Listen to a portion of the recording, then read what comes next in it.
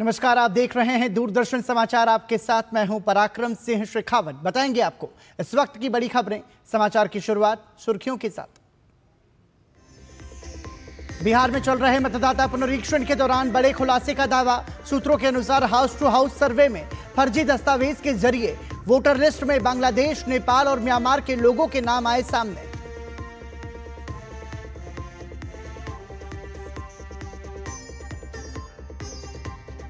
देश के 4% व्यक्तियों को राज्यसभा के लिए किया गया मनोनीत।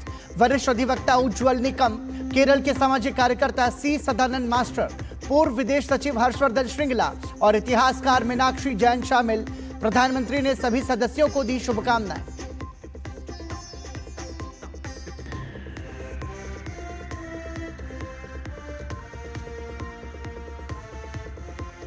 नकली और घटिया उर्वरक बेचने वालों के खिलाफ सख्त कार्रवाई करे राज्य। केंद्र ने लिखा पत्र, कहा किसानों को किफायती दामों पर और मानक गुणवत्ता वाले गुणवत्तापूर्ण उर्वरक उपलब्ध कराना जरूरी।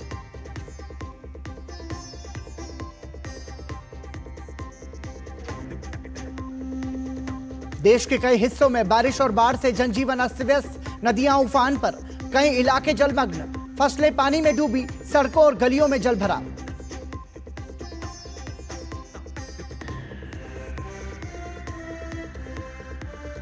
और हर हर महादेव और बोल बम के जयकारों के साथ कांवड़ यात्रा लगातार जारी। सुरक्षा के खास इंतजाम, सीसीटीवी कैमरों और ड्रोन के रास्तों की निगरानी। महिला श्रद्धालुओं के लिए पहली बार 10,000 से अधिक महिला पुलिसकर्मियों की तैनाती। सावन का पहला सोमवार कल।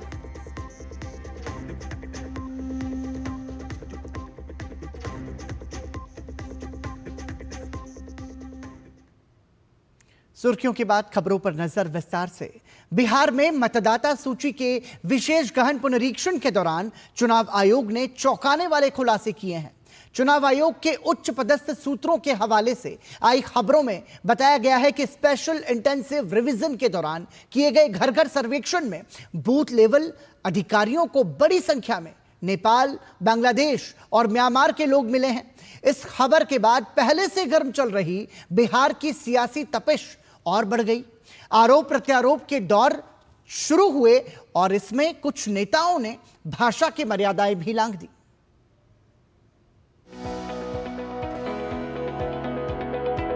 बिहार में मतदाता सूची के गहन पुनरीक्षण पर चुनाव आयोग के उच्च पदस्थ सूत्रों के हवाले से आई खबरों ने बिहार के सियासी तापमान को और भी बढ़ा दिया। चुनाव आयोग के सूत्र बताते हैं कि एसआईआर के तहत हुए घर घर सर्वे में बूथ लेवल अफसरों को बड़ी संख्या में ऐसे लोग मिले हैं जो नेपाल, बांग्लादेश और म्यांमार से अवैध रूप से बिहार में आकर बस गए हैं। आयोग के सूत्रों का कहना है कि अब इन नामों को 1 अगस्त को जारी होने वाली ड्राफ्ट सूची में शामिल नहीं किया जाएगा।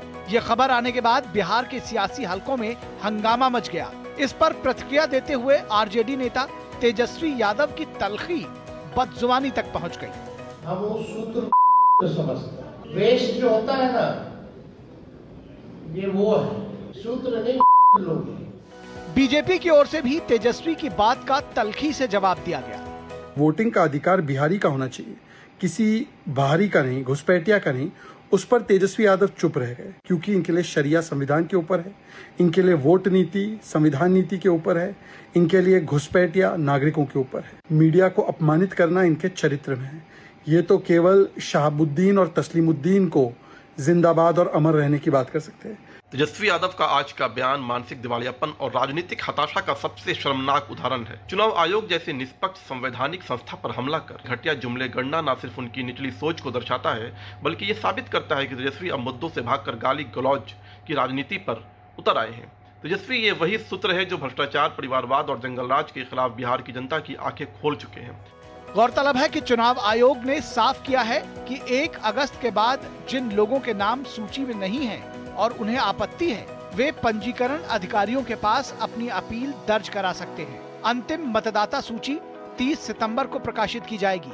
आयोग ने इस बात को बार बार साफ किया है कि वोटर लिस्ट से किसी पात्र मतदाता का नाम कटेगा नहीं और किसी अपात्र का नाम रहने नहीं दिया जाएगा। पटना से मधुरेश नारायण के साथ ब्यूरो रिपोर्ट, डीडी न्यूज।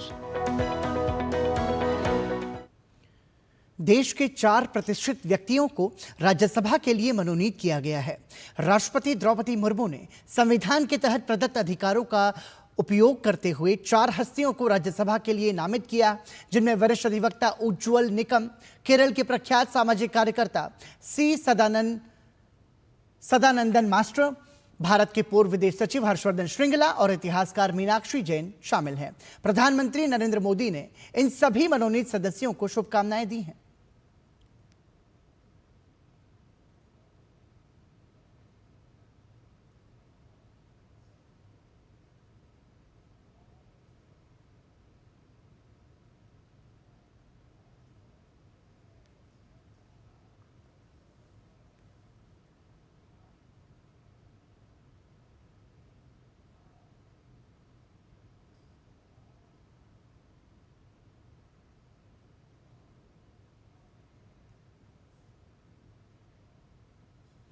प्रधानमंत्री नरेंद्र मोदी ने राज्यसभा के लिए मनोनीत उज्ज्वल निकम को शुभकामनाएं देते हुए एक्स पर पोस्ट लिखा। उन्होंने लिखा, उज्ज्वल निकम का विधि क्षेत्र और हमारे संविधान के प्रति समर्पण अनुकरणीय है। वो न केवल एक सफल वकील रहे हैं, बल्कि महत्वपूर्ण मामलों में न्याय दिलाने में भी अग्रणी रहे हैं। अपने संपूर्ण कानूनी जीवन के दौरान उन्होंने हमेशा संवैधानिक मूल्यों को मजबूत करने और आम नागरिकों के साथ सम्मानपूर्वक व्यवहार सुनिश्चित करने के लिए काम किया है। ये खुशी की बात है कि भारत के राष्ट्रपति ने उन्हें राज्यसभा के लिए मनोनीत किया है। उनके संसदीय कार्यकाल के लिए मेरी शुभकामनाएं। प्रधानमंत्री नरेंद्र मोदी ने राज्यसभा के लिए मनोनीत होने पर हर्षवर्धन श्रृंगला को शुभकामनाएं देते हुए एक्स पर लिखा कि हर्षवर्धन श्रृंगला एक राजनयिक बुद्धिजीवी और रणनीतिक विचारक के रूप में उत्कृष्ट रहे हैं। वर्षों से उन्होंने भारत की विदेश नीति में महत्वपूर्ण योगदान दिया है और G20 की अध्यक्षता में भी योगदान दिया है। प्रधानमंत्री ने लिखा कि मुझे खुशी है कि उन्हें भारत के राष्ट्रपति द्वारा राज्यसभा के लिए मनोनीत किया गया है। उनका अद्वितीय दृष्टिकोण संसदीय कार्यवाही को और समृद्ध करेगा। प्रधानमंत्री नरेंद्र मोदी ने सदानंदन मास्टर को राज्यसभा के लिए मनोनीत होने पर बधाई दी है। उन्होंने अपने एक संदेश में लिखा, सदानंदन मास्टर का जीवन साहस और अन्याय के आगे न झुकने की प्रतिमूर्ति है। हिंसा और धमकी भी राष्ट्र विकास के प्रति उनके जज्बे को डिगा नहीं सकी। एक शिक्षक और सामाजिक कार्यकर्ता के रूप में भी उनके प्रयास सराहनीय हैं। युवा सशक्तिकरण के प्रति उनकी गहरी प्रतिबद्धता है। राष्ट्रपति द्वारा राज्यसभा के लिए मनोनीत होने पर उन्हें बधाई। सांसद के रूप में उनकी भूमिका के लिए शुभकामनाएं। प्रधानमंत्री नरेंद्र मोदी ने राज्यसभा के लिए मनोनीत होने पर डॉक्टर मीनाक्षी जैन को एक्स पर पोस्ट संदेश लिखकर शुभकामनाएं दी हैं। अपने संदेश में प्रधानमंत्री ने लिखा कि अत्यंत हर्ष की बात है कि डॉक्टर मीनाक्षी जैन को राष्ट्रपति द्वारा राज्यसभा के लिए मनोनीत किया गया है। उन्होंने एक विद्वान, शोधकर्ता और इतिहासकार के रूप में अपनी विशिष्ट पहचान बनाई है। शिक्षा, साहित्य, इतिहास और राजनीति विज्ञान के क्षेत्र में उनके कार्यों ने अकादमिक विमर्श को महत्वपूर्ण रूप से समृद्ध किया है। उनके संसदीय कार्यकाल के लिए शुभकामनाएं। राष्ट्रपति द्रौपदी मुर्मू ने राज्यसभा के लिए जिन 4 लोगों को मनोनीत किया है, आइए उनके बारे में आपको संक्षिप्त परिचय देते हैं। सबसे पहले बात हर्षवर्धन श्रृंगला की। हर्षवर्धन श्रृंगला 1984 में भारतीय विदेश सेवा में शामिल हुए। नई दिल्ली विदेश मंत्रालय के मुख्यालय और विदेशों में भारतीय राजनयिक मिशनों में विभिन्न पदों पर उन्होंने कार्य किया। जनवरी 2020 से अप्रैल 2022 तक भारत के विदेश सचिव रहे। अमेरिका, बांग्लादेश और थाईलैंड में भारत के राजदूत के रूप में भी कार्य किया। 2023 में भारत की G20 अध्यक्षता के लिए मुख्य समन्वयक भी रहे। कोविड-19 महामारी के दौरान वंदे भारत मिशन के तहत भारतीयों को स्वदेश वापस लाने में हर्षवर्धन श्रृंगला ने महत्वपूर्ण भूमिका निभाई। इनके बाद आपको बताते हैं सी सदानंदन मास्टर के बारे में।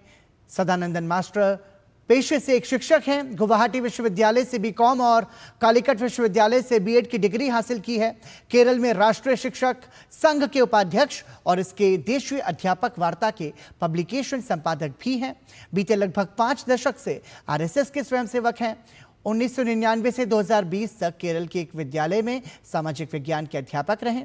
ग्रामीण शिक्षा, आदिवासी विकास और सामाजिक समरसता पर विशेष कार्य किया है। 1994 में कन्नूर में उनके घर पर हमला हुआ। इस हमले में उन्हें अपने दोनों पैर गंवाने पड़े। भाजपा के टिकट पर 2016 और 2021 में केरल विधानसभा का चुनाव भी लड़ चुके हैं। तो केरल से सी सदानंदन मास्टर, जिन्हें राष्ट्रपति ने राज्यसभा के लिए मनोनीत किया। और अब डॉक्टर मीनाक्षी जैन का परिचय। डॉक्टर मीनाक्षी जैन एक प्रख्यात भारतीय इतिहासकार हैं। दिल्ली विश्वविद्यालय के गार्गी कॉलेज में इतिहास की सहायक प्रोफेसर रही हैं। वर्तमान में भारतीय सामाजिक विज्ञान अनुसंधान परिषद की वरिष्ठ फेलो हैं। दिल्ली विश्वविद्यालय से राजनीति विज्ञान में पीएचडी की उपाधि की है। 2014 में भारतीय ऐतिहासिक अनुसंधान परिषद के सदस्य के रूप में डॉक्टर मीनाक्षी जैन को नामित किया गया। 2020 में इतिहास में उत्कृष्ट योगदान के लिए पद्मश्री से भी सम्मानित किया जा चुका है। एनसीईआरटी के इतिहास की पुस्तकों में योगदान दिया है। मीनाक्षी जैन इग्नू, एनसीईआरटी और शिक्षा मंत्रालय की कई समितियों से जुड़ी रहीं। अयोध्या राम मंदिर, सती प्रथा, प्राचीन मंदिरों और काशी के इतिहास पर कई पुस्तकें डॉक्टर मीनाक्षी जैन ने लिखी हैं। राम और Ayodhya 2013, the battle for Ram, case of the temple at Ayodhya 2017, Vishwanath rises and rises 2024, ये तमाम सारी पुस्तकें डॉक्टर मीनाक्षी जैन ने लिखी हैं, जिन्हें राष्ट्रपति ने राज्यसभा के लिए मनोनीत किया है। वहीं उज्जवल निकम पेशे से वकील हैं। निकम ने पुणे विश्वविद्यालय से बीएससी की डिग्री ली है। जलगांव के एसएस मनियार लॉ कॉलेज से कानून की पढ़ाई की है। 26/11 मुंबई आतंकवादी हमला करने वाले अजमल कसाब को फांसी के फंदे तक पहुंचाने में उज्जवल निकम ने महत्वपूर्ण भूमिका निभाई। 1993 मुंबई बम ब्लास्ट, गुलशन कुमार हत्या, प्रमोद महाजन हत्याकांड समेत कई मामलों में उज्जवल निकम की महत्वपूर्ण भूमिका रही है। 2010 में निकम ने संयुक्त राष्ट्र आतंकवाद निरोधक सम्मेलन में भारत का प्रतिनिधित्व किया। उत्कृष्ट कार्यों के लिए 2016 में उज्जवल निकम पद्मश्री से भी सम्मानित किए जा चुके हैं। 2024 लोकसभा चुनाव में महाराष्ट्र की मुंबई उत्तर मध्य सीट से भाजपा के टिकट पर आपने चुनाव भी लड़ा है।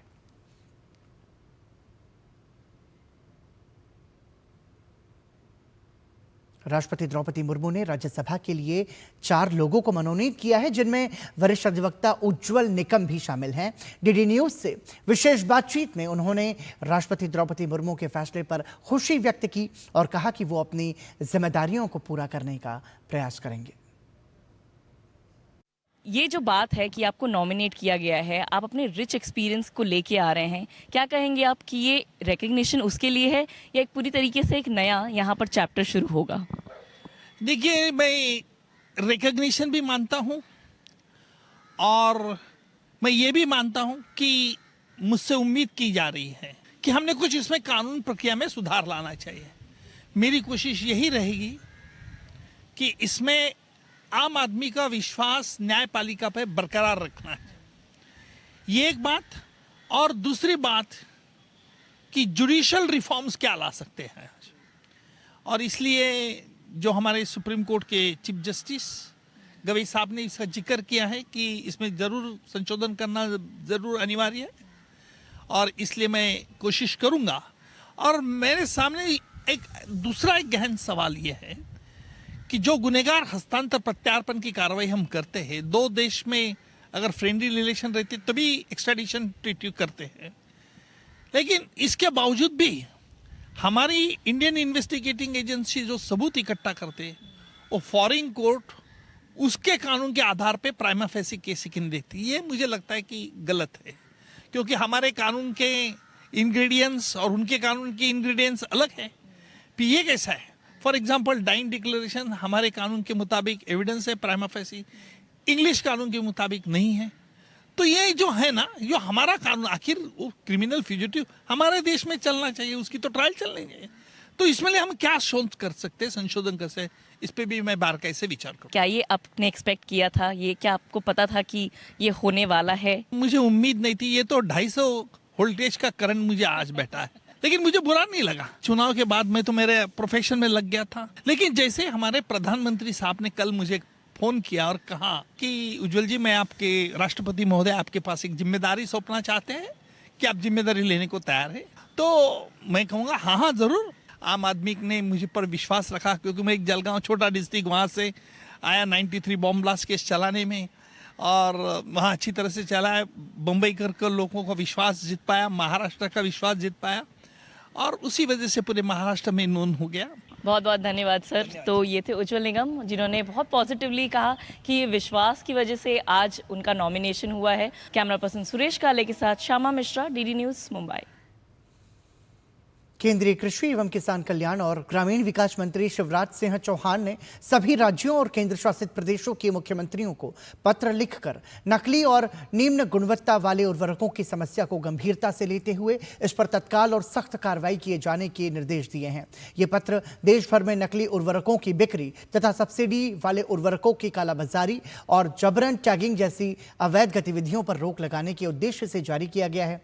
केंद्रीय मंत्री ने पत्र में कहा है कि कृषि भारत की अर्थव्यवस्था की रीढ़ है और किसानों की आय में स्थिरता बनाए रखने के लिए उन्हें गुणवत्तापूर्ण उर्वरक उचित समय पर, सुलभ दरों पर और मानक गुणवत्ता के साथ उपलब्ध कराना अत्यंत आवश्यक है। उन्होंने ये भी रेखांकित किया कि उर्वरक नियंत्रण आदेश 1985, जो कि आवश्यक वस्तु अधिनियम 1955 के अंतर्गत आते हैं, के तहत नकली अथवा निम्न गुणवत्ता वाले उर्वरकों की बिक्री प्रतिबंधित है। केंद्रीय मंत्री प्रहलाद जोशी ने कर्नाटक के हुबली में राहुल गांधी और उनके सलाहकारों पर निशाना साधा है। उन्होंने कहा कि राहुल गांधी तथ्यों पर ध्यान न देकर अपने सलाहकार द्वारा दिए गए फीडबैक पर प्रतिक्रिया देते हैं। केंद्रीय मंत्री ने कहा कि कोविड के बाद रोजगार दर में वृद्धि हुई है, केंद्र सरकार रिक्तियों को भर रही है और हर महीने एक नौकरी मेला आयोजित किया जाता है जिसमें लाखों लोगों को रोजगार दिया जाता है। उन्होंने बताया कि पिछले 2.5 वर्षों में विभिन्न सरकारी विभागों और संस्थानों में 7.5 लाख से अधिक लोगों की भर्ती की गई है। केंद्रीय मंत्री प्रहलाद जोशी ने कहा कि बेरोजगारी पर चर्चा करने वाले लोगों को ध्यान देना चाहिए कि कर्नाटक में शासन कर रही कांग्रेस पार्टी ने 2 लाख से अधिक रिक्तियों को नहीं भरा है। He doesn't go in details. He will just give reaction on some feedback, what his advisor give. He doesn't go personally into detail. Central government filling of the vacancy is there from 22 to till date. Every month there is a Rozgar Mela. In last 2.5 years, more than 7.5 lakh people have been recruited in the various government departments and the institutions. This is number one. Whereas people who are speaking about unemployment, the Congress party which is ruling here, they have not filled more than 2 lakh vacancies in Karnataka. पश्चिम बंगाल में बेटियों के साथ लगातार हो रहे दुष्कर्म की घटना पर भाजपा ममता सरकार पर हमलावर है।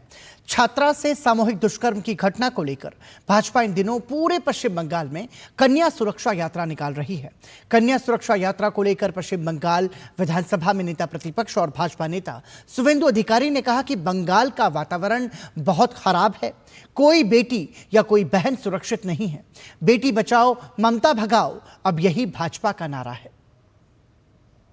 बंगाल का एनवायरमेंट बहुत खराब है, कोई बेटी सुरक्षित नहीं है, कोई बहन सुरक्षित नहीं है। आज भी इतना बारिश में देखिए थाउजेंड्स ऑफ पीपल, इतना जनता, एक कन्या सुरक्षा यात्रा चल रहा है, बेटी सुरक्षा यात्रा, बेटी बचाओ ममता भगाओ, ये हमारी नारा है। खेजूरी में सब हिंदुत्ववादी संगठन जो बंद किया, एक हिंदू होने के नाते मैं कल वहाँ जो एजिटेशन हुआ उसमें पार्टिसिपेट कर रहा हूँ। वहीं केंद्रीय मंत्री सुकांता मजूमदार ने कहा कि ममता बनर्जी जब भी दुविधा में पड़ती हैं तो वो बंगाली मंत्र का जाप करती हैं। यदि सच में ममता बनर्जी बंगाल के लोगों के हित के बारे में सोचती तो पश्चिम बंगाल से इतने सारे गैर बांग्ला लोगों को सांसद बनाकर लोकसभा और राज्यसभा में नहीं भेजती। जब बंगाल के हिंदू एक साथ हो रहे हैं कि ममता बनर्जी के खिलाफ वोट देकर यहाँ पे प्रो मुस्लिम प्रो पाकिस्तानी सरकार को हटाकर हिंदू के पक्ष वाला सरकार लाने के लिए कोशिश कर रही बंगाल की जनता ममता बनर्जी को हटाकर, तब ममता बनर्जी इस बंगाली मंत्र का जाप कर रहे हैं। अगर ममता बनर्जी सच में बंगालियों का हितकारी होती, बंगालियों के हित के बारे में सोचती, तो पश्चिम बंगाल से इतने सारे नॉन बंगालीज को सांसद बनाकर लोकसभा राज्यसभा में नहीं भेजती। तो ममता बनर्जी ने बंगालियों के पेट में लात मारकर इन नॉन बंगालियों को बंगाल से सांसद किया और दिल्ली में बंगाली सांसद की संख्या घटाई। बंगाली सांसद की संख्या घटाने में ममता बनर्जी ने सबसे बड़ी ये चीज किया है। और ममता बनर्जी कोशिश और उनकी पार्टी कोशिश कर रही है, जो बांग्लादेशी मुस्लिम है लेकिन उनको यहाँ पे नागरिकता जोर जबरदस्ती देकर बंगाल की डेमोग्राफी को परिवर्तन करके बंगाल में टीएमसी की सरकार बनी रहे, इसके लिए कोशिश करे। त्रिपुरा के मुख्यमंत्री डॉक्टर माणिक साहा ने आज गोमती जिले के बंदुआर में 51 शक्तिपीठ पार्क का भूमि पूजन और शिलान्यास किया। इस अवसर पर राज्य के पर्यटन मंत्री सुशांत चौधरी, वित्त मंत्री प्रणजीत सिंह रॉय, स्थानीय विधायक और वरिष्ठ अधिकारी उपस्थित रहे।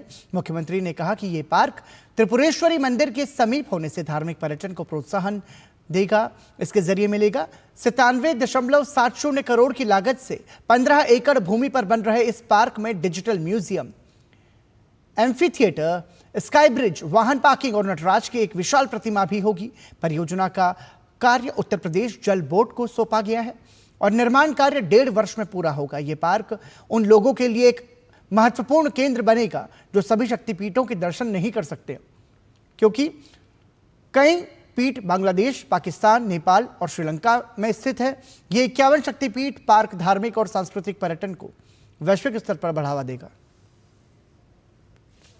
ये तो बहुत ही आज उल्लास का दिन है और त्रिपुरा में ये मातावारी केंद्र है बंदुआर, तो यहाँ पर 51 पीठ का रेप्लिका यहाँ पर बन रहा है और मैं माननीय प्रधानमंत्री जी को धन्यवाद देना चाहता हूँ कि उनके मार्गदर्शन में जिस तरह ये पर्यटन दफ्तर जो यूनियन गवर्नमेंट का है वहाँ के 98 करोड़ दिया है इसको डेवलपमेंट के लिए।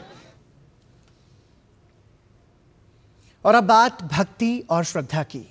करता करे न कर सके, शिव करे सो होए। 3 लोक 9 खंड में शिव से बड़ा न कोई। ये सावन का पवित्र महीना चल रहा है और इस दौरान भगवान शिव शंकर की विशेष श्रद्धा और उल्लास के साथ उपासना की जा रही है। इस दौरान कांवड़ियों का उत्साह भी देखते बनता है। सावन के पहले सोमवार को लेकर विशेष तैयारियां जारी हैं। भगवान शिव की भक्ति और आस्था से सराबोर भक्तों की कांवड़ यात्रा लगातार जारी है। उत्तराखंड से लेकर यूपी, दिल्ली, हरियाणा और राजस्थान जैसे राज्यों में शिव भक्त बोल बम के जयकारों के साथ कांवड़ लेकर निकल पड़े हैं। उत्तर प्रदेश प्रशासन ने कांवड़ियों की सुविधाओं को ध्यान में रखते हुए पर्याप्त व्यवस्थाएं की हैं। हर मोड़ पर पानी के प्याऊ, भजन मंडलियां, सेवा शिविर और चौकस सुरक्षा व्यवस्था की गई है। इस बार सुरक्षा व्यवस्था के खास इंतजाम किए गए हैं। दिल्ली, गाजियाबाद, मेरठ, मुजफ्फरनगर, हरिद्वार जैसे शहरों में ट्रैफिक डायवर्जन और साफ सफाई की विशेष व्यवस्थाएं हैं। 29,000 से ज्यादा सीसीटीवी कैमरे और 395 ड्रोन पूरे मार्ग की निगरानी कर रहे हैं। 66,000 पुलिसकर्मी प्राथमिक चिकित्सा शिविर और पेयजल बूथ यात्रियों की सेवा में जुटे हुए हैं। साथ ही विशेष बलों जैसे RAF, QRT और एंटी टेरर स्क्वाड पुलिस बल की तैनाती भी की गई है। यातायात प्रबंधन के लिए खास ट्रैफिक एडवाइजरी स्कीम जारी की गई है। नदी नहरों के घाटों पर प्रशिक्षित गोताखोर तैनात किए गए हैं। सभी घाटों पर बैरिकेडिंग और रोशनी की पर्याप्त व्यवस्थाएं हैं। AI इनेबल्ड और ANPR कैमरे लगाए गए हैं। सुरक्षा के संबंध में 7 स्तरीय सुरक्षा योजना बनाई गई है। यूपी CM योगी आदित्यनाथ के निर्देश पर इस बार खासकर महिला श्रद्धालुओं की सुरक्षा को सर्वोच्च प्राथमिकता दी गई है। इस बार कांवड़ यात्रा में 60 से 70 लाख महिला श्रद्धालुओं के शामिल होने की उम्मीद है। प्रदेश में पहली बार 10,000 से ज्यादा महिला पुलिसकर्मियों की तैनाती की गई है। इस बार कांवड़ यात्रा को जीरो प्लास्टिक यात्रा घोषित किया गया है। प्लास्टिक की जगह कपड़े और जूट के थैलों को अनुमति दी गई है। कांवड़ यात्रा शुरू होने के साथ ही श्रद्धालुओं का आना शुरू हो गया है। बड़ी संख्या में पैदल मार्ग से कांवड़ यात्री ऋषिकेश के नीलकंठ महादेव मंदिर पहुंचे। इस दौरान पूरा नीलकंठ महादेव क्षेत्र भोलेनाथ के जयकारों से गूंज उठा।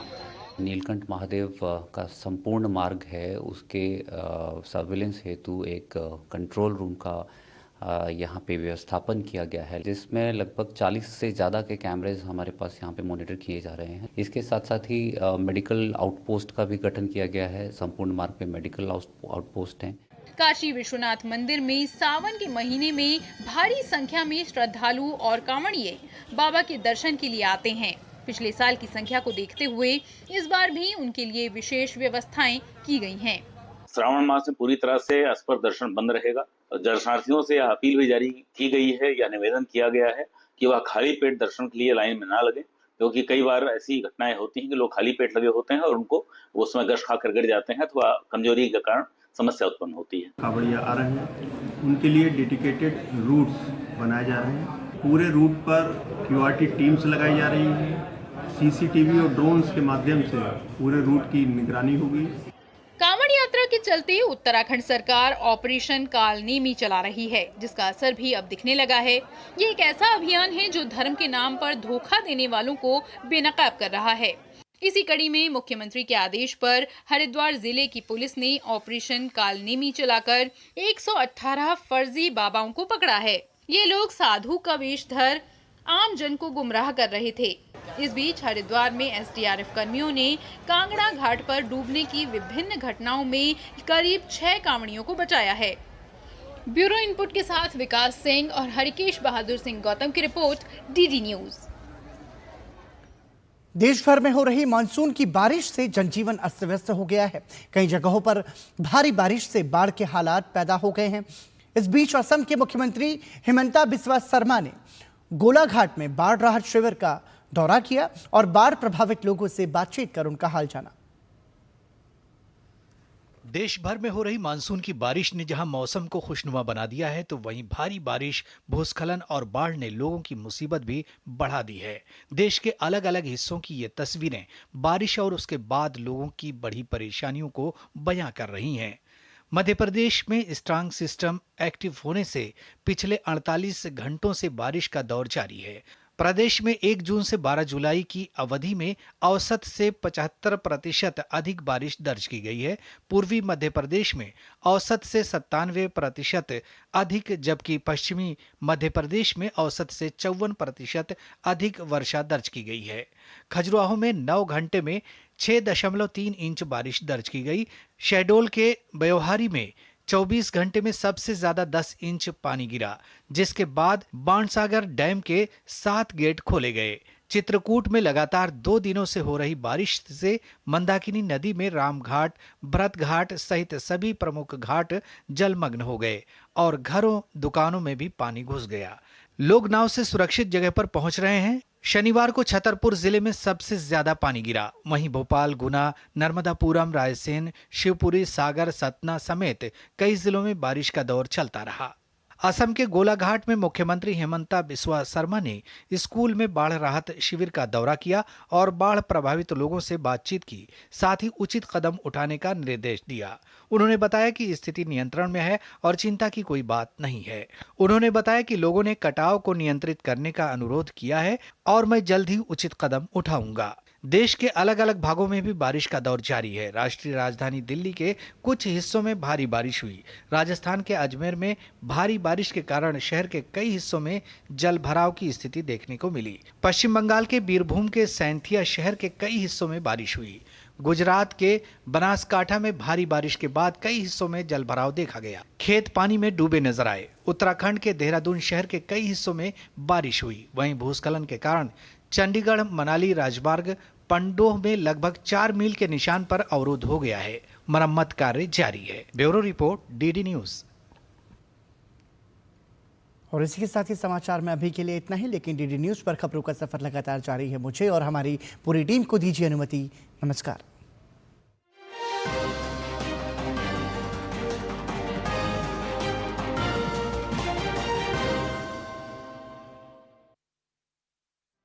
कच्छ से कामाख्या तक, राज्यों की राजधानियों से प्रदेशों के कोने कोने तक, होगी हर राज्य के हर हिस्से की पूरी खबर। देखिए भारत एट 7 खबर राज्यों की, डीडी न्यूज पर।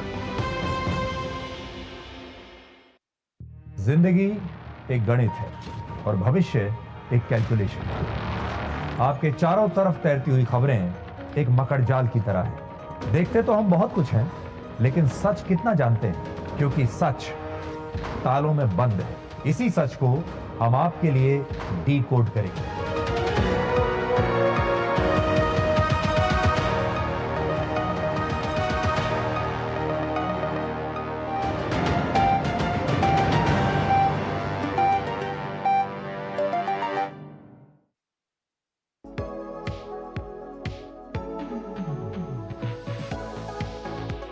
नई सुबह, नई शुरुआत डीडी न्यूज के पावर पैक शो के साथ। राजनीति, कारोबार और होगी सुर्खियों पर भी चर्चा। अखबारों की हेडलाइंस, खेल, सिनेमा सहित मिलेगी संपूर्ण खबर। देखिए नया सवेरा सोमवार से शुक्रवार सुबह 8 बजे डीडी न्यूज पर।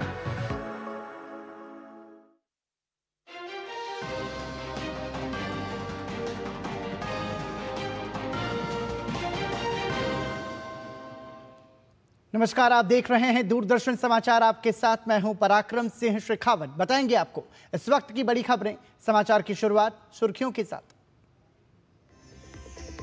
बिहार में चल रहे मतदाता पुनरीक्षण के दौरान बड़े खुलासे का दावा। सूत्रों के अनुसार हाउस टू हाउस सर्वे में फर्जी दस्तावेज के जरिए वोटर लिस्ट में बांग्लादेश, नेपाल और म्यांमार के लोगों के नाम आए सामने।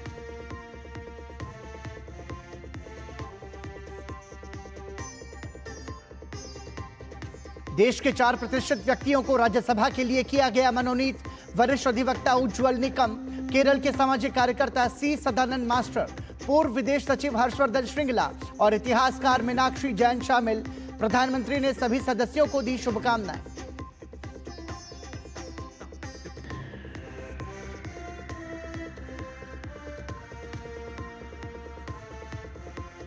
नकली और घटिया उर्वरक बेचने वालों के खिलाफ सख्त कार्रवाई करे राज्य। केंद्र ने लिखा पत्र, कहा किसानों को किफायती दामों पर और मानक गुणवत्ता वाले गुणवत्तापूर्ण उर्वरक उपलब्ध कराना जरूरी।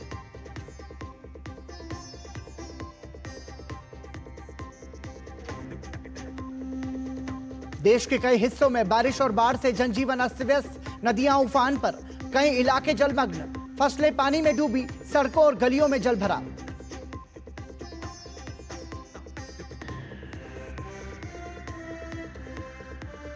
और हर हर महादेव और बोल बम के जयकारों के साथ कांवड़ यात्रा लगातार जारी। सुरक्षा के खास इंतजाम, सीसीटीवी कैमरों और ड्रोन के रास्तों की निगरानी। महिला श्रद्धालुओं के लिए पहली बार 10,000 से अधिक महिला पुलिसकर्मियों की तैनाती। सावन का पहला सोमवार कल।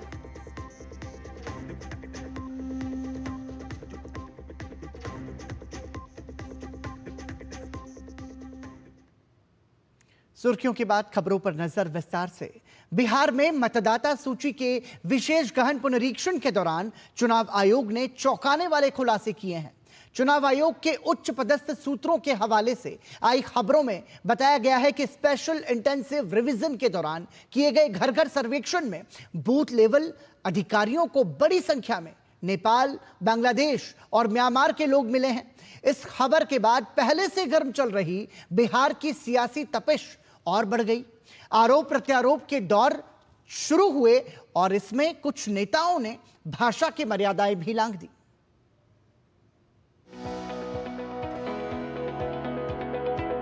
बिहार में मतदाता सूची के गहन पुनरीक्षण पर चुनाव आयोग के उच्च पदस्थ सूत्रों के हवाले से आई खबरों ने बिहार के सियासी तापमान को और भी बढ़ा दिया। चुनाव आयोग के सूत्र बताते हैं कि एसआईआर के तहत हुए घर घर सर्वे में बूथ लेवल अफसरों को बड़ी संख्या में ऐसे लोग मिले हैं जो नेपाल, बांग्लादेश और म्यांमार से अवैध रूप से बिहार में आकर बस गए हैं। आयोग के सूत्रों का कहना है कि अब इन नामों को 1 अगस्त को जारी होने वाली ड्राफ्ट सूची में शामिल नहीं किया जाएगा। ये खबर आने के बाद बिहार के सियासी हलकों में हंगामा मच गया। इस पर प्रतिक्रिया देते हुए आरजेडी नेता तेजस्वी यादव की तलखी बदजुबानी तक पहुंच गई। हम उस सूत्र समझते हैं, वेस्ट जो होता है ना, ये वो है, सूत्र नहीं लोग। बीजेपी की ओर से भी तेजस्वी की बात का तलखी से जवाब दिया गया।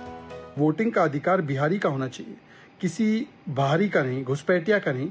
उस पर तेजस्वी यादव चुप रह गए क्योंकि इनके लिए शरिया संविधान के ऊपर है, इनके लिए वोट नीति संविधान नीति के ऊपर है, इनके लिए घुसपैठिया नागरिकों के ऊपर है। मीडिया को अपमानित करना इनके चरित्र में है।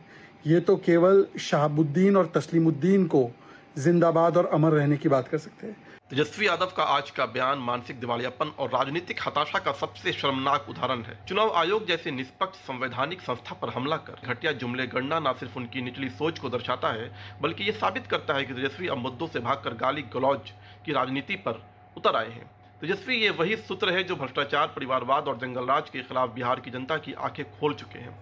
गौरतलब है कि चुनाव आयोग ने साफ किया है कि 1 अगस्त के बाद जिन लोगों के नाम सूची में नहीं हैं और उन्हें आपत्ति है, वे पंजीकरण अधिकारियों के पास अपनी अपील दर्ज करा सकते हैं। अंतिम मतदाता सूची 30 सितंबर को प्रकाशित की जाएगी। आयोग ने इस बात को बार बार साफ किया है कि वोटर लिस्ट से किसी पात्र मतदाता का नाम कटेगा नहीं और किसी अपात्र का नाम रहने नहीं दिया जाएगा। पटना से मधुरेश नारायण के साथ ब्यूरो रिपोर्ट, डीडी न्यूज। देश के 4 प्रतिष्ठित व्यक्तियों को राज्यसभा के लिए मनोनीत किया गया है।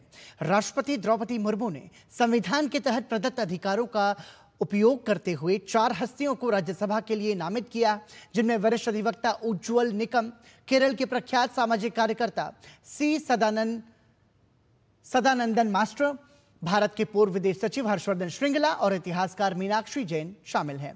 प्रधानमंत्री नरेंद्र मोदी ने इन सभी मनोनीत सदस्यों को शुभकामनाएं दी हैं।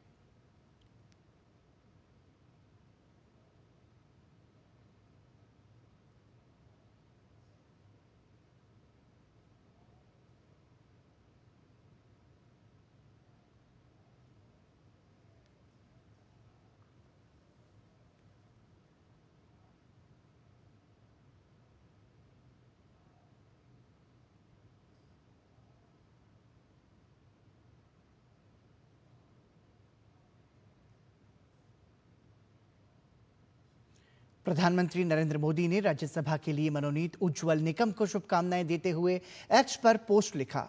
उन्होंने लिखा, उज्ज्वल निकम का विधि क्षेत्र और हमारे संविधान के प्रति समर्पण अनुकरणीय है। वो न केवल एक सफल वकील रहे हैं, बल्कि महत्वपूर्ण मामलों में न्याय दिलाने में भी अग्रणी रहे हैं। अपने संपूर्ण कानूनी जीवन के दौरान उन्होंने हमेशा संवैधानिक मूल्यों को मजबूत करने और आम नागरिकों के साथ सम्मानपूर्वक व्यवहार सुनिश्चित करने के लिए काम किया है। ये खुशी की बात है कि भारत के राष्ट्रपति ने उन्हें राज्यसभा के लिए मनोनीत किया है। उनके संसदीय कार्यकाल के लिए मेरी शुभकामनाएं। प्रधानमंत्री नरेंद्र मोदी ने राज्यसभा के लिए मनोनीत होने पर हर्षवर्धन श्रृंगला को शुभकामनाएं देते हुए एक्स पर लिखा कि हर्षवर्धन श्रृंगला एक राजनयिक बुद्धिजीवी और रणनीतिक विचारक के रूप में उत्कृष्ट रहे हैं। वर्षों से उन्होंने भारत की विदेश नीति में महत्वपूर्ण योगदान दिया है और G20 की अध्यक्षता में भी योगदान दिया है। प्रधानमंत्री ने लिखा कि मुझे खुशी है कि उन्हें भारत के राष्ट्रपति द्वारा राज्यसभा के लिए मनोनीत किया गया है। उनका अद्वितीय दृष्टिकोण संसदीय कार्यवाही को और समृद्ध करेगा। प्रधानमंत्री नरेंद्र मोदी ने सदानंदन मास्टर को राज्यसभा के लिए मनोनीत होने पर बधाई दी है। उन्होंने अपने एक संदेश में लिखा, सदानंदन मास्टर का जीवन साहस और अन्याय के आगे न झुकने की प्रतिमूर्ति है। हिंसा और धमकी भी राष्ट्र विकास के प्रति उनके जज्बे को डिगा नहीं सकी। एक शिक्षक और सामाजिक कार्यकर्ता के रूप में भी उनके प्रयास सराहनीय हैं। युवा सशक्तिकरण के प्रति उनकी गहरी प्रतिबद्धता है। राष्ट्रपति द्वारा राज्यसभा के लिए मनोनीत होने पर उन्हें बधाई। सांसद के रूप में उनकी भूमिका के लिए शुभकामनाएं। प्रधानमंत्री नरेंद्र मोदी ने राज्यसभा के लिए मनोनीत होने पर डॉक्टर मीनाक्षी जैन को एक्स पर पोस्ट संदेश लिखकर शुभकामनाएं दी हैं। अपने संदेश में प्रधानमंत्री ने लिखा कि अत्यंत हर्ष की बात है कि डॉक्टर मीनाक्षी जैन को राष्ट्रपति द्वारा राज्यसभा के लिए मनोनीत किया गया है। उन्होंने एक विद्वान, शोधकर्ता और इतिहासकार के रूप में अपनी विशिष्ट पहचान बनाई है। शिक्षा, साहित्य, इतिहास और राजनीति विज्ञान के क्षेत्र में उनके कार्यों ने अकादमिक विमर्श को महत्वपूर्ण रूप से समृद्ध किया है। उनके संसदीय कार्यकाल के लिए शुभकामनाएं। राष्ट्रपति द्रौपदी मुर्मू ने राज्यसभा के लिए जिन 4 लोगों को मनोनीत किया है, आइए उनके बारे में आपको संक्षिप्त परिचय देते हैं। सबसे पहले बात हर्षवर्धन श्रृंगला की। हर्षवर्धन श्रृंगला 1984 में भारतीय विदेश सेवा में शामिल हुए। नई दिल्ली विदेश मंत्रालय के मुख्यालय और विदेशों में भारतीय राजनयिक मिशनों में विभिन्न पदों पर उन्होंने कार्य किया। जनवरी 2020 से अप्रैल 2022 तक भारत के विदेश सचिव रहे। अमेरिका, बांग्लादेश और थाईलैंड में भारत के राजदूत के रूप में भी कार्य किया। 2023 में भारत की G20 अध्यक्षता के लिए मुख्य समन्वयक भी रहे। कोविड-19 महामारी के दौरान वंदे भारत मिशन के तहत भारतीयों को स्वदेश वापस लाने में हर्षवर्धन श्रृंगला ने महत्वपूर्ण भूमिका निभाई। इनके बाद आपको बताते हैं सी सदानंदन मास्टर के बारे में। सदानंदन मास्टर पेशे से एक शिक्षक हैं। गुवाहाटी विश्वविद्यालय से बीकॉम और कालीकट विश्वविद्यालय से बीएड की डिग्री हासिल की है। केरल में राष्ट्रीय शिक्षक संघ के उपाध्यक्ष और इसके देशीय अध्यापक वार्ता के पब्लिकेशन संपादक भी हैं। बीते लगभग 5 दशक से आरएसएस के स्वयंसेवक हैं। 1999 से 2020 तक केरल के एक विद्यालय में सामाजिक विज्ञान के अध्यापक रहे। ग्रामीण शिक्षा, आदिवासी विकास और सामाजिक समरसता पर विशेष कार्य किया है। 1994 में कन्नूर में उनके घर पर हमला हुआ। इस हमले में उन्हें अपने दोनों पैर गंवाने पड़े। भाजपा के टिकट पर 2016 और 2021 में केरल विधानसभा का चुनाव भी लड़ चुके हैं। तो केरल से सी सदानंदन मास्टर, जिन्हें राष्ट्रपति ने राज्यसभा के लिए मनोनीत किया। और अब डॉक्टर मीनाक्षी जैन का परिचय। डॉक्टर मीनाक्षी जैन एक प्रख्यात भारतीय इतिहासकार हैं। दिल्ली विश्वविद्यालय के गार्गी कॉलेज में इतिहास की सहायक प्रोफेसर रही हैं। वर्तमान में भारतीय सामाजिक विज्ञान अनुसंधान परिषद की वरिष्ठ फेलो हैं। दिल्ली विश्वविद्यालय से राजनीति विज्ञान में पीएचडी की उपाधि की है। 2014 में भारतीय ऐतिहासिक अनुसंधान परिषद के सदस्य के रूप में डॉक्टर मीनाक्षी जैन को नामित किया गया। 2020 में इतिहास में उत्कृष्ट योगदान के लिए पद्मश्री से भी सम्मानित किया जा चुका है। एनसीईआरटी के इतिहास की पुस्तकों में योगदान दिया है। मीनाक्षी जैन इग्नू, एनसीईआरटी और शिक्षा मंत्रालय की कई समितियों से जुड़ी रहीं। अयोध्या राम मंदिर, सती प्रथा, प्राचीन मंदिरों और काशी के इतिहास पर कई पुस्तकें डॉक्टर मीनाक्षी जैन ने लिखी हैं। राम और Ayodhya 2013, the battle for Ram, case of the temple at Ayodhya 2017, Vishwanath rises and rises 2024, ये तमाम सारी पुस्तकें डॉक्टर मीनाक्षी जैन ने लिखी हैं, जिन्हें राष्ट्रपति ने राज्यसभा के लिए मनोनीत किया है। वहीं उज्जवल निकम पेशे से वकील हैं। निकम ने पुणे विश्वविद्यालय से बीएससी की डिग्री ली है। जलगांव के एसएस मनियार लॉ कॉलेज से कानून की पढ़ाई की है। 26/11 मुंबई आतंकवादी हमला करने वाले अजमल कसाब को फांसी के फंदे तक पहुंचाने में उज्जवल निकम ने महत्वपूर्ण भूमिका निभाई। 1993 मुंबई बम ब्लास्ट, गुलशन कुमार हत्या, प्रमोद महाजन हत्याकांड समेत कई मामलों में उज्जवल निकम की महत्वपूर्ण भूमिका रही है। 2010 में निकम ने संयुक्त राष्ट्र आतंकवाद निरोधक सम्मेलन में भारत का प्रतिनिधित्व किया। उत्कृष्ट कार्यों के लिए 2016 में उज्जवल निकम पद्मश्री से भी सम्मानित किए जा चुके हैं। 2024 लोकसभा चुनाव में महाराष्ट्र की मुंबई उत्तर मध्य सीट से भाजपा के टिकट पर आपने चुनाव भी लड़ा है।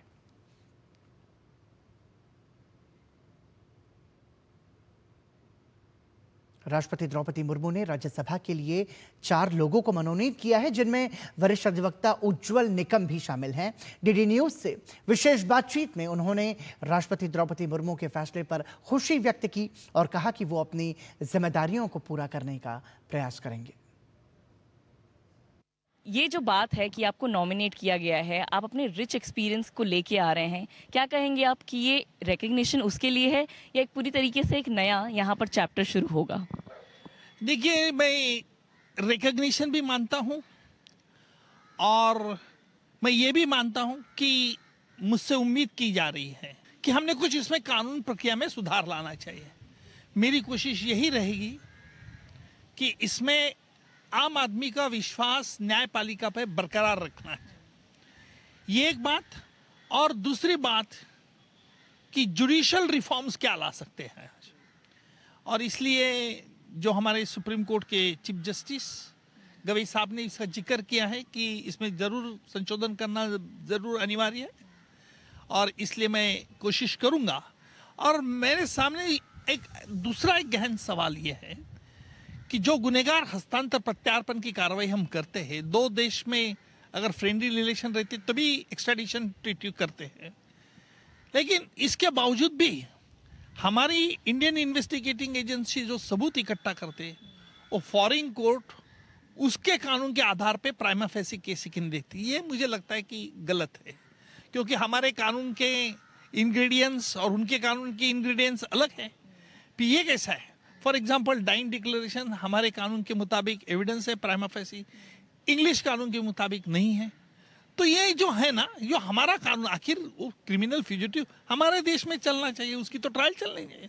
तो इसमें हम क्या शोध कर सकते हैं, संशोधन कर सकते हैं, इस पे भी मैं बार कैसे विचार करूं। क्या ये आपने एक्सपेक्ट किया था? ये क्या आपको पता था कि ये होने वाला है? मुझे उम्मीद नहीं थी। ये तो 250 वोल्टेज का करंट मुझे आज बैठा है, लेकिन मुझे बुरा नहीं लगा। चुनाव के बाद मैं तो मेरे प्रोफेशन में लग गया था, लेकिन जैसे हमारे प्रधानमंत्री साहब ने कल मुझे फोन किया और कहा कि उज्जवल जी, मैं आपके राष्ट्रपति महोदय आपके पास एक जिम्मेदारी सौंपना चाहते हैं कि आप जिम्मेदारी लेने को तैयार है।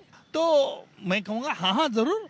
आम आदमी ने मुझे पर विश्वास रखा, क्योंकि मैं एक जलगांव छोटा डिस्ट्रिक्ट वहाँ से आया 93 बॉम्ब ब्लास्ट केस चलाने में, और वहाँ अच्छी तरह से चला है। बम्बई कर लोगों का विश्वास जीत पाया, महाराष्ट्र का विश्वास जीत पाया, और उसी वजह से पूरे महाराष्ट्र में नोन हो गया। बहुत बहुत धन्यवाद सर। तो ये थे उज्जवल निगम, जिन्होंने बहुत पॉजिटिवली कहा कि ये विश्वास की वजह से आज उनका नॉमिनेशन हुआ है। कैमरा पर्सन सुरेश काले के साथ श्यामा मिश्रा, डीडी न्यूज़, मुंबई। केंद्रीय कृषि एवं किसान कल्याण और ग्रामीण विकास मंत्री शिवराज सिंह चौहान ने सभी राज्यों और केंद्र शासित प्रदेशों के मुख्यमंत्रियों को पत्र लिखकर नकली और निम्न गुणवत्ता वाले उर्वरकों की समस्या को गंभीरता से लेते हुए इस पर तत्काल और सख्त कार्रवाई किए जाने के निर्देश दिए हैं। ये पत्र देश भर में नकली उर्वरकों की बिक्री तथा सब्सिडी वाले उर्वरकों की कालाबाजारी और जबरन टैगिंग जैसी अवैध गतिविधियों पर रोक लगाने के उद्देश्य से जारी किया गया है। केंद्रीय मंत्री ने पत्र में कहा है कि कृषि भारत की अर्थव्यवस्था की रीढ़ है और किसानों की आय में स्थिरता बनाए रखने के लिए उन्हें गुणवत्तापूर्ण उर्वरक उचित समय पर, सुलभ दरों पर और मानक गुणवत्ता के साथ उपलब्ध कराना अत्यंत आवश्यक है। उन्होंने ये भी रेखांकित किया कि उर्वरक नियंत्रण आदेश 1985, जो कि आवश्यक वस्तु अधिनियम 1955 के अंतर्गत आते हैं, के तहत नकली अथवा निम्न गुणवत्ता वाले उर्वरकों की बिक्री प्रतिबंधित है।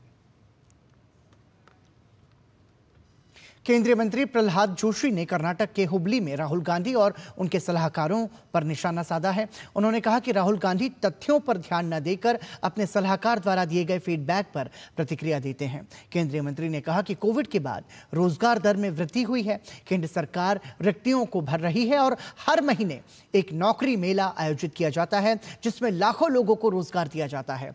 उन्होंने बताया कि पिछले 2.5 वर्षों में विभिन्न सरकारी विभागों और संस्थानों में 7.5 लाख से अधिक लोगों की भर्ती की गई है। केंद्रीय मंत्री प्रहलाद जोशी ने कहा कि बेरोजगारी पर चर्चा करने वाले लोगों को ध्यान देना चाहिए कि कर्नाटक में शासन कर रही कांग्रेस पार्टी ने 2 लाख से अधिक रिक्तियों को नहीं भरा है। He doesn't go in details. He will just give reaction on some feedback, what his advisor give. He doesn't go personally into detail. Central government filling of the vacancies there from 22 to till date. Every month there is a Rozgar Mela. In last 2.5 years, more than 7.5 lakh people have been recruited in the various government departments and the institutions. This is number one. Whereas people who are speaking about unemployment, the Congress party which is ruling here, they have not filled more than 2 lakh vacancies in Karnataka. पश्चिम बंगाल में बेटियों के साथ लगातार हो रहे दुष्कर्म की घटना पर भाजपा ममता सरकार पर हमलावर है। छात्रा से सामूहिक दुष्कर्म की घटना को लेकर भाजपा इन दिनों पूरे पश्चिम बंगाल में कन्या सुरक्षा यात्रा निकाल रही है। कन्या सुरक्षा यात्रा को लेकर पश्चिम बंगाल विधानसभा में नेता प्रतिपक्ष और भाजपा नेता शुवेंदु अधिकारी ने कहा कि बंगाल का वातावरण बहुत खराब है, कोई बेटी या कोई बहन सुरक्षित नहीं है। बेटी बचाओ, ममता भगाओ, अब यही भाजपा का नारा है। बंगाल का एनवायरमेंट बहुत खराब है, कोई बेटी सुरक्षित नहीं है, कोई बहन सुरक्षित नहीं है। आज भी इतना बारिश में देखिए थाउजेंड्स ऑफ पीपल, इतना जनता एक कन्या सुरक्षा यात्रा चल रहा है, बेटी सुरक्षा यात्रा, बेटी बचाओ ममता भगाओ, ये हमारी नारा है। खेजूरी में सब हिंदुत्ववादी संगठन जो बंद किया, एक हिंदू होने के नाते मैं कल वहाँ जो एजिटेशन हुआ उसमें पार्टिसिपेट कर रहा हूँ। वहीं केंद्रीय मंत्री सुकांता मजूमदार ने कहा कि ममता बनर्जी जब भी दुविधा में पड़ती हैं तो वो बंगाली मंत्र का जाप करती हैं। यदि सच में ममता बनर्जी बंगाल के लोगों के हित के बारे में सोचती तो पश्चिम बंगाल से इतने सारे गैर बांग्ला लोगों को सांसद बनाकर लोकसभा और राज्यसभा में नहीं भेजती।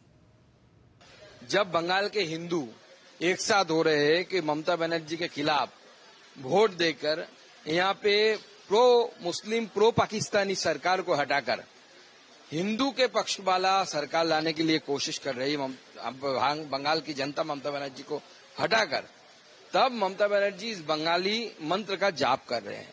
अगर ममता बनर्जी सच में बंगालियों का हितकारी होती, बंगालियों के हित के बारे में सोचती, तो पश्चिम बंगाल से इतने सारे नॉन बेंगोलीज को सांसद बनाकर लोकसभा राज्यसभा में नहीं भेजती। तो ममता बनर्जी ने बंगालियों के पेट में लात मारकर इन नॉन बेंगोलियों को बंगाल से सांसद किया और दिल्ली में बंगाली सांसद की संख्या घटाई।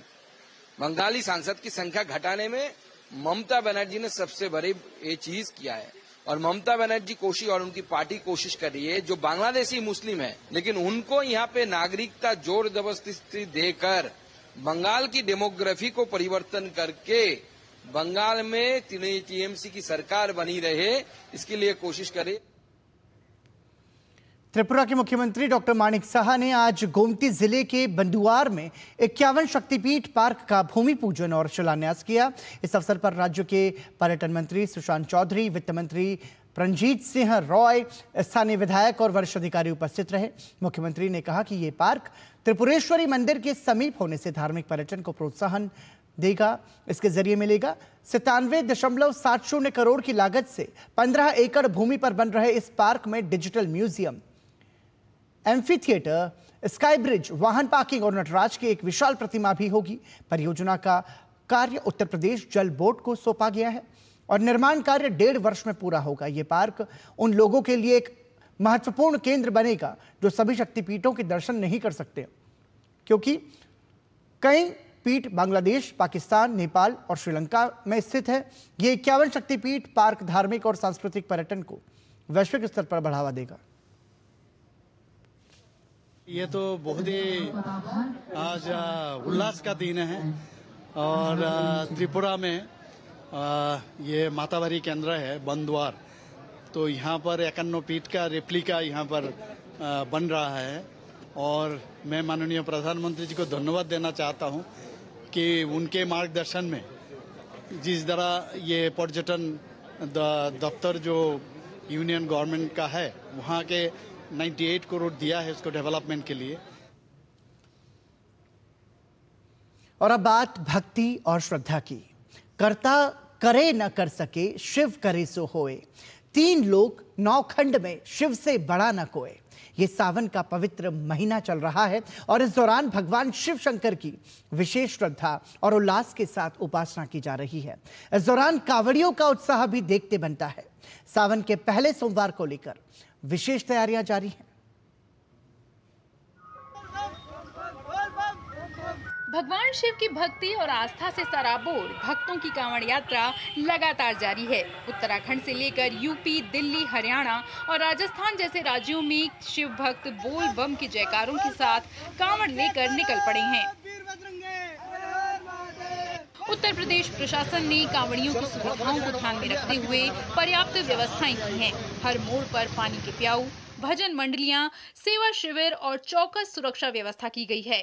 इस बार सुरक्षा व्यवस्था के खास इंतजाम किए गए हैं। दिल्ली, गाजियाबाद, मेरठ, मुजफ्फरनगर, हरिद्वार जैसे शहरों में ट्रैफिक डायवर्जन और साफ सफाई की विशेष व्यवस्थाएं हैं। 29,000 से ज्यादा सीसीटीवी कैमरे और 395 ड्रोन पूरे मार्ग की निगरानी कर रहे हैं। 66,000 पुलिसकर्मी प्राथमिक चिकित्सा शिविर और पेयजल बूथ यात्रियों की सेवा में जुटे हुए हैं। साथ ही विशेष बलों जैसे RAF, QRT और एंटी टेरर स्क्वाड पुलिस बल की तैनाती भी की गई है। यातायात प्रबंधन के लिए खास ट्रैफिक एडवाइजरी स्कीम जारी की गई है।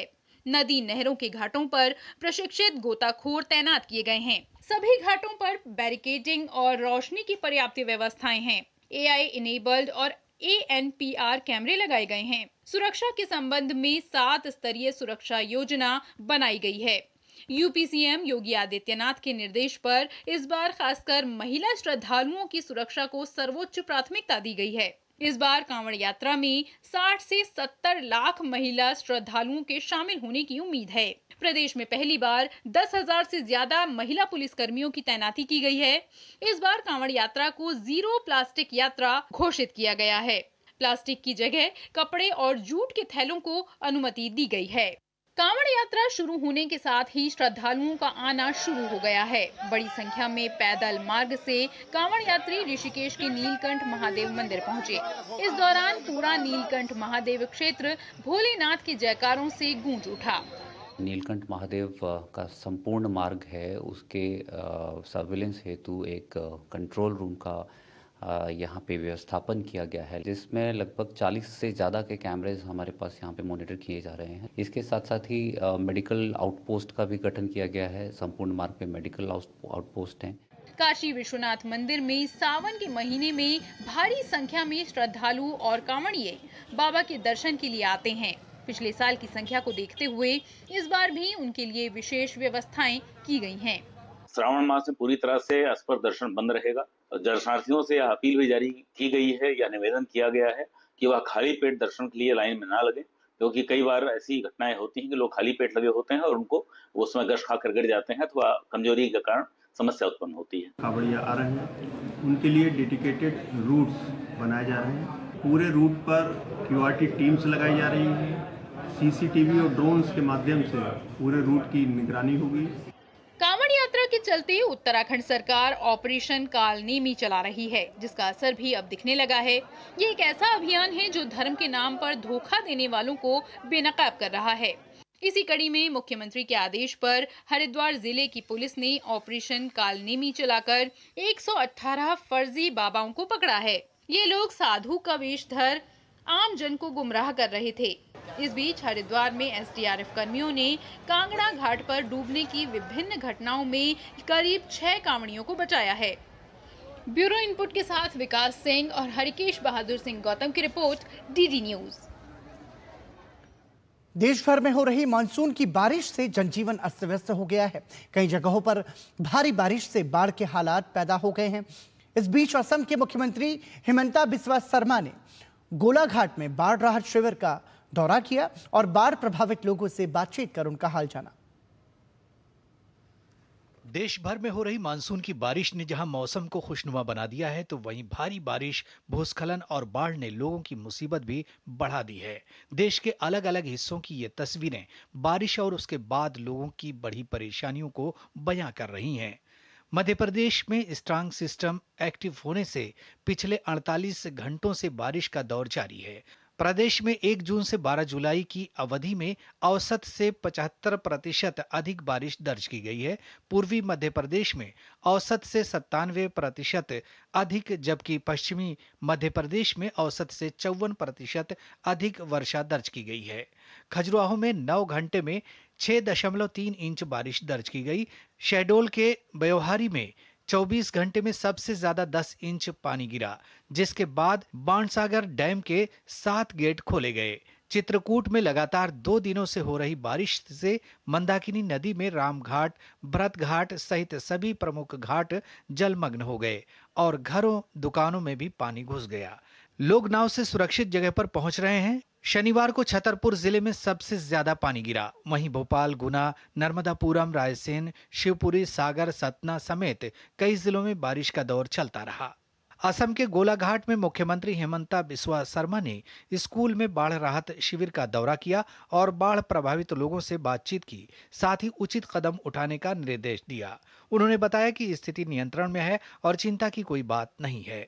उन्होंने बताया कि लोगों ने कटाव को नियंत्रित करने का अनुरोध किया है और मैं जल्द ही उचित कदम उठाऊंगा। देश के अलग अलग भागों में भी बारिश का दौर जारी है। राष्ट्रीय राजधानी दिल्ली के कुछ हिस्सों में भारी बारिश हुई। राजस्थान के अजमेर में भारी बारिश के कारण शहर के कई हिस्सों में जल भराव की स्थिति देखने को मिली। पश्चिम बंगाल के बीरभूम के सैंथिया शहर के कई हिस्सों में बारिश हुई।